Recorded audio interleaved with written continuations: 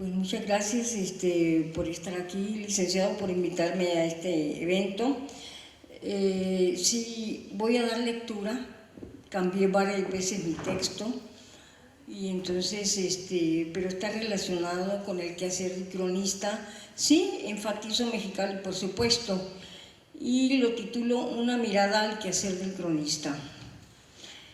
La historia, sin lugar a dudas, es una materia fascinante a quienes nos gusta y hemos dedicado gran parte de nuestra vida a ello, haciendo labores de investigación y difusión de la misma a través de artículos, libros, conferencias, exposiciones y cualquier otro medio. En términos generales, la historia a la que me refiero específicamente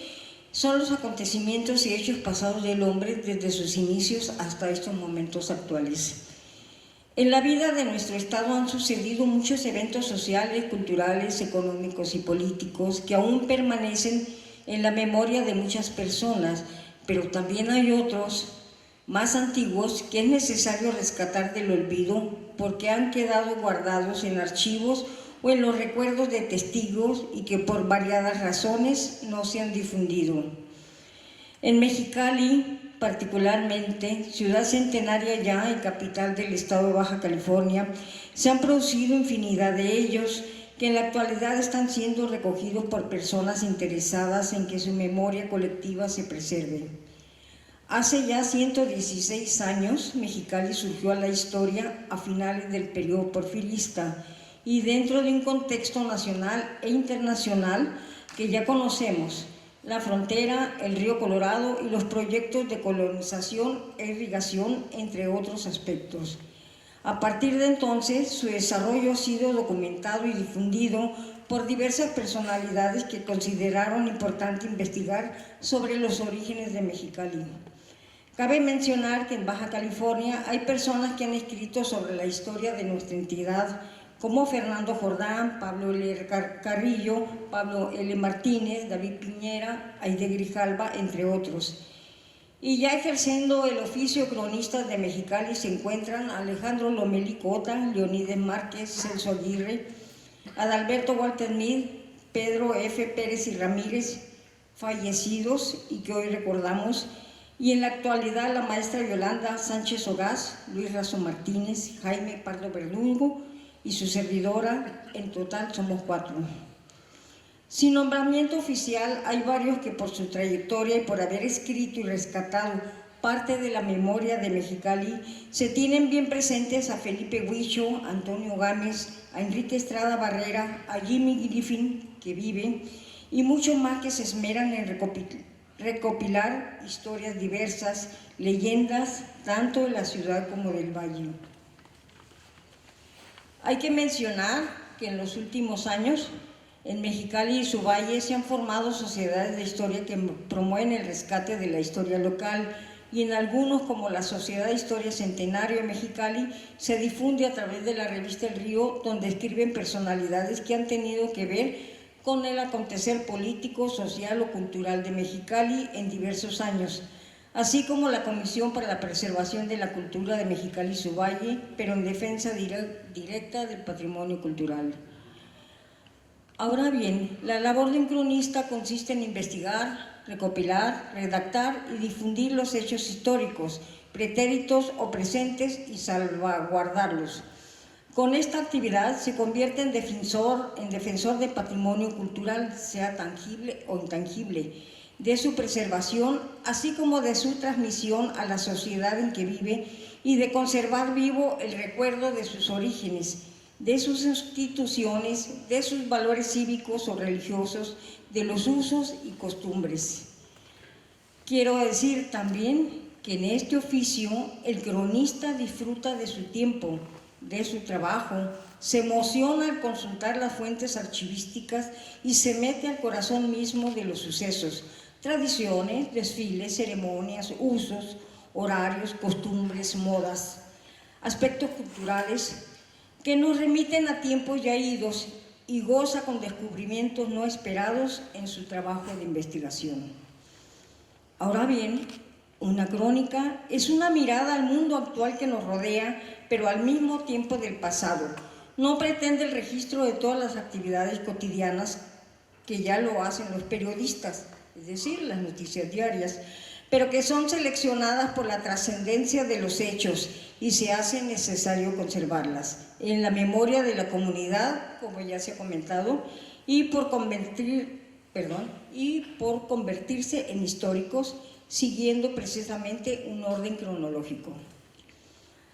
Antes de continuar, quiero comentar que la geografía baja californiana ha sido clave para el surgimiento y desarrollo de nuestras ciudades, cada una diferenciada por su topografía y su clima, que permitieron el surgimiento de las mismas en diversos tiempos y circunstancias, de sus grupos indígenas, así como de su posterior desarrollo económico y social. La última en surgir fue Mexicali. Mexicali no se explicaría sin el río Colorado, y en ese entorno físico surgió esta población bajo circunstancias muy diferentes a Ensenada, Tijuana y Tecate, por ser zonas marítimas y serranas respectivamente. Sus topografías locales están en estrecha relación con su urbanización y la construcción de sus viviendas, que las convierten, como decía un arquitecto, Antonio Toca Fernández, que decía,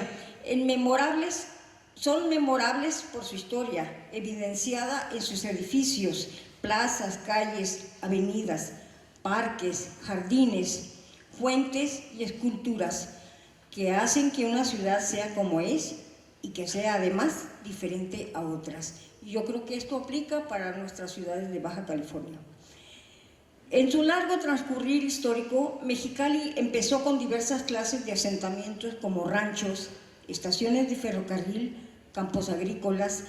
pero en la ciudad surgieron los primeros barrios y colonias en la periferia con inmigrantes que llegaban a la frontera.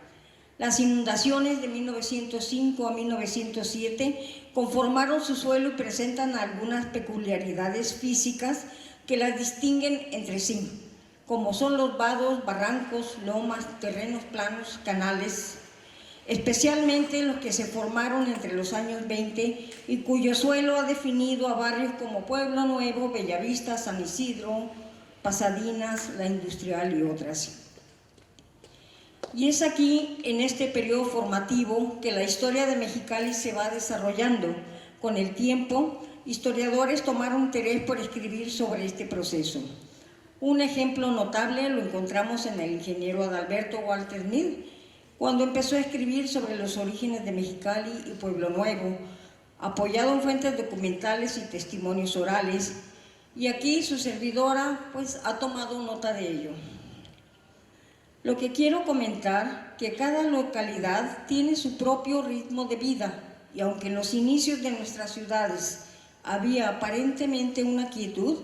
los hechos nacionales han repercutido en su desarrollo político, social y económico. Sin embargo, existen aspectos de esa naturaleza que no se han estudiado y que entra la labor del historiador o del cronista para investigarlos y difundirlos, apoyados desde luego por testimonios orales de diferentes personas e instituciones. Como ejemplo, bueno, se me vino a la mente cuando estaba escribiendo esto, pues el oficio de hacer pan, que hay que rescatarlo,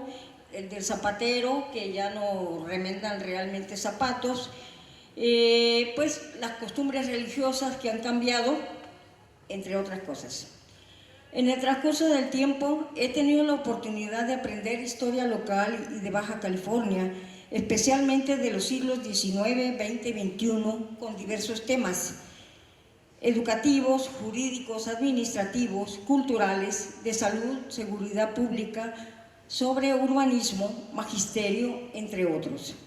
que resultan complejos e interesantes precisamente por la historia política desde el siglo XIX y sus transformaciones, y que han repercutido en la formación de nuestras ciudades, y en particular de Mexicali como ciudad y municipio, y que me han ayudado a realizar mi tarea como cronista. De esta manera, un tema me fue conduciendo a otro al consultar las fuentes archivísticas y periodísticas de distintas épocas y, como lo dije, metiéndome en el corazón de los sucesos. Por eso me doy cuenta que hay tanto que rescatar, escribir, difundir lo que existe en los archivos históricos, sean oficiales o particulares, porque ahí es donde está la vida misma de nuestros pueblos. Por eso es importante consultar los archivos históricos, porque ahí se guarda la memoria de los pueblos, del desarrollo de sus instituciones políticas, sociales, culturales, religiosas, producidos por las diferentes instancias gubernamentales en razón de su actividad y que son considerados como testimonios del pasado. Existen archivos empresariales y particulares y cuando son conservados ayudan también en la labor de rescate, preservación y difusión del conocimiento histórico, y los cronistas los analizamos en búsqueda de los datos para nuestros trabajos. Hasta aquí, señores, pues estas pequeñas reflexiones sobre el quehacer del cronista, que a fin de cuenta abreva entre el ayer, el hoy y el mañana, y que no se puede perder de vista. Muchas gracias por su atención. Muchas gracias.